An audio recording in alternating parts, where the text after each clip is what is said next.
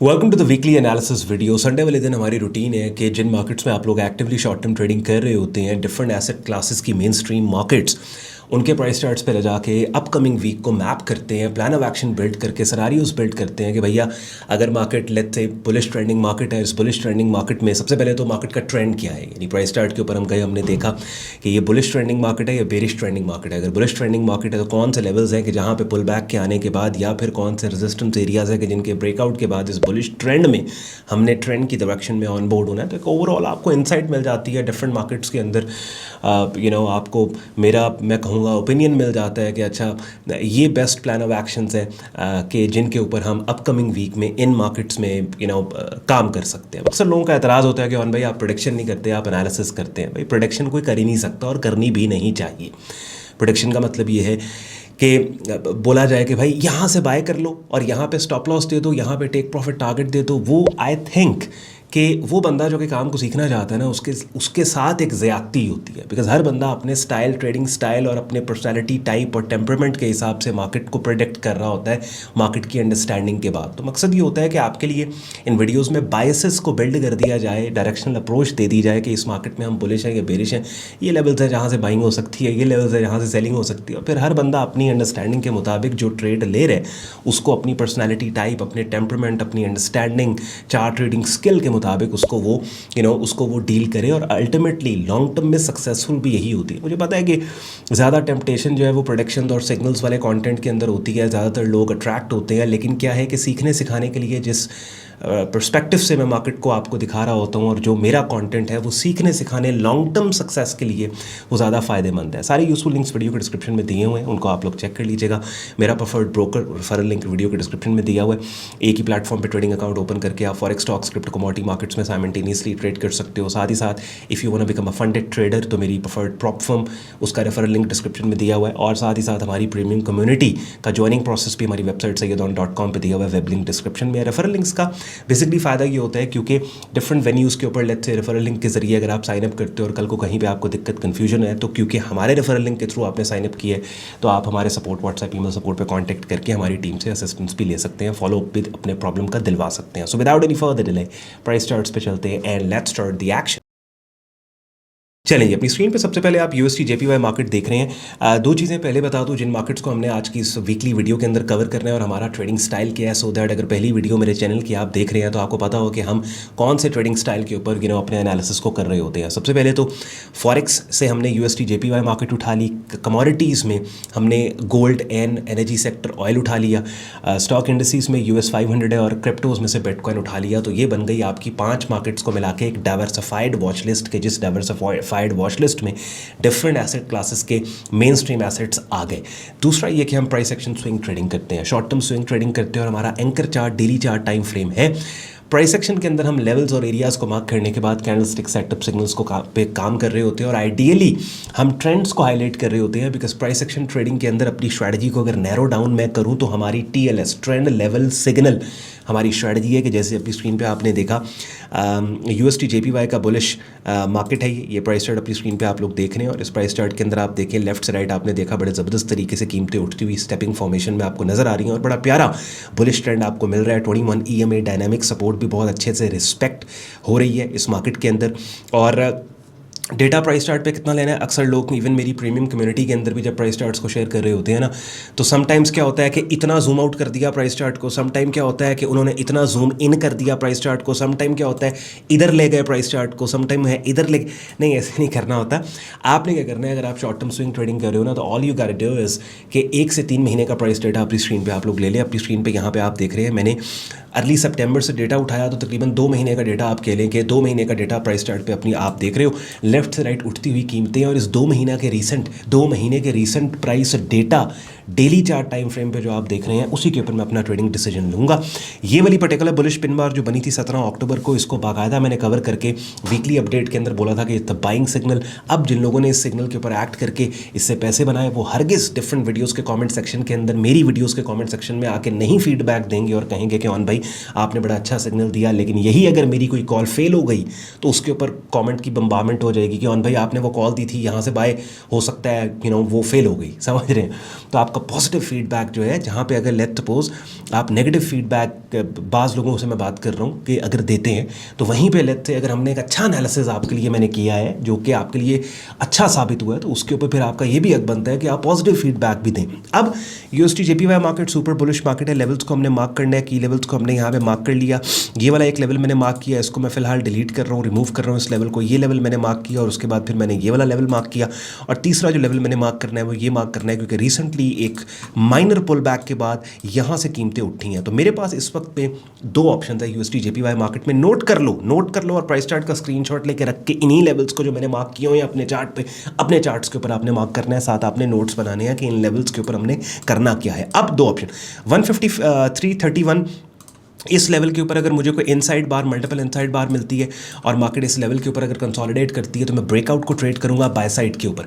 दूसरा ऑप्शन ये है कि अगर मार्केट पुल बैक दे तो मेरे पास ये वाला लेवल है 150-155 का, जो कि एक डीपर पुल बैक सपोर्ट, क्योंकि यहाँ पे कन्फ्लुएंस है, यहाँ पे इंटरसेक्शन हो रहा है 21 EMA डायनामिक सपोर्ट का और साथ ही स्टैटिक सपोर्ट लेवल का। तो ये दो एरियाज़ है कि जिन दो लेवल्स के ऊपर अगर कोई ऐसी कैंडल की शक्ल यानी price action buying setup signal अगर मुझे मिलता है तो उसके ऊपर मैं बाय करूँगा। अब यहाँ पे कंफ्यूज नहीं होना कि भाई सपोर्ट कैसे मार्क किया आपने, ये 21 EMA क्या होता है, कैंडल्स की मुख्तलिफ शक्लें क्या होती हैं।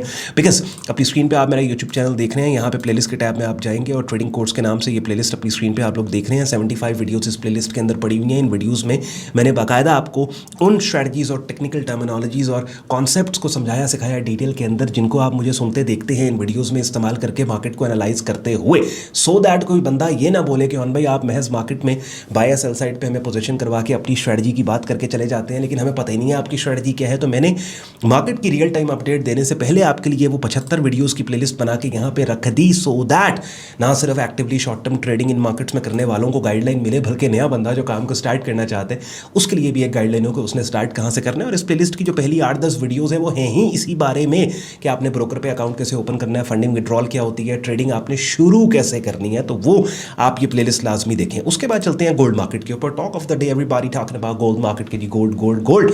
और गोल्ड के अंदर हमारा जो स्टांस रहा है, ऑब्वियसली जब से गोल्ड मार्केट बुलिश थी we been buying into this market, उसके बाद मार्केट ने स्ट्रेंथ अपनी लूज़ की। अब ये जो डाउन साइड मूव आपको नज़र आ रही है, $1 मिलियन क्वेश्चन ये है, was it just a pull back या फिर ये मार्केट अब बस जाने वाली है, डंप होने वाली है। तो इसका फैसला, इसका डिसीजन ये दो कैंडल्स करेंगी। अपनी स्क्रीन पे आप 29 अक्टूबर की कैंडल देख रहे हैं, 30 अक्टूबर की कैंडल देख रहे हैं।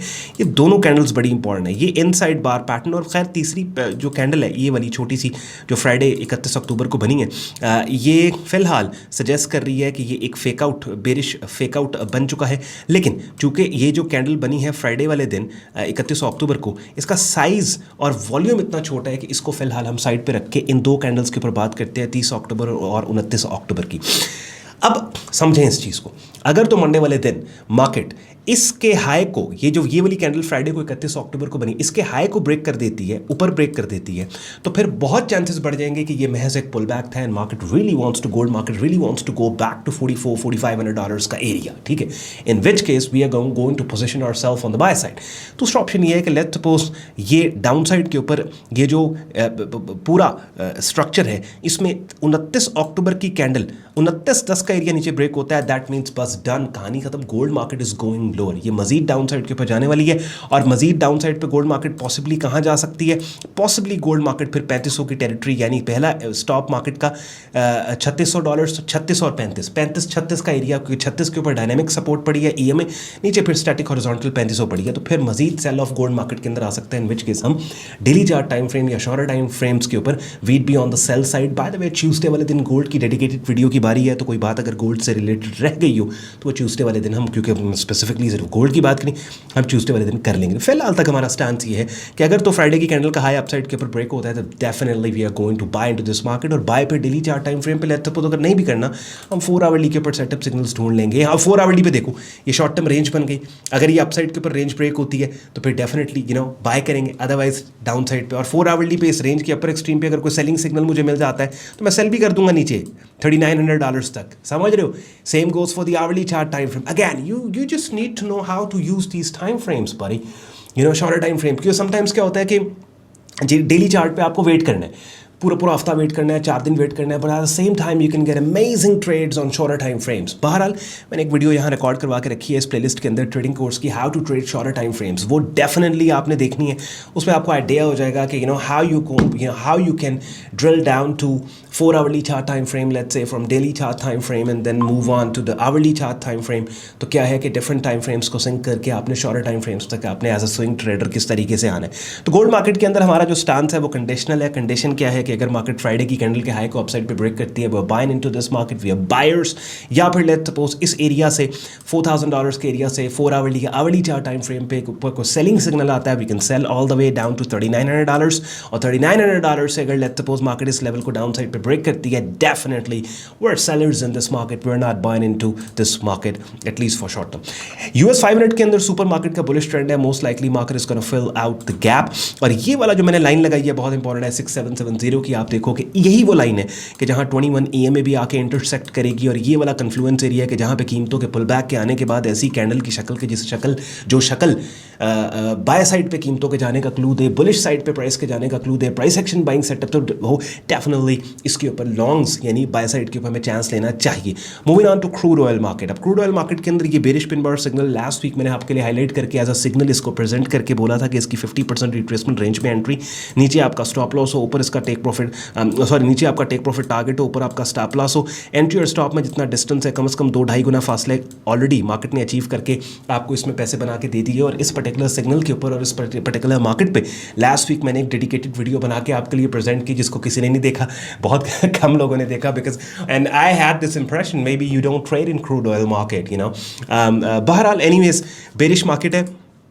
और यहाँ पे इस बेरिश मार्केट के अंदर आप ये वाला लेवल है 6192 का, 6296 का, कि जिस लेवल पे कीमतों के पुल बैक के आने के बाद this is where going to cell.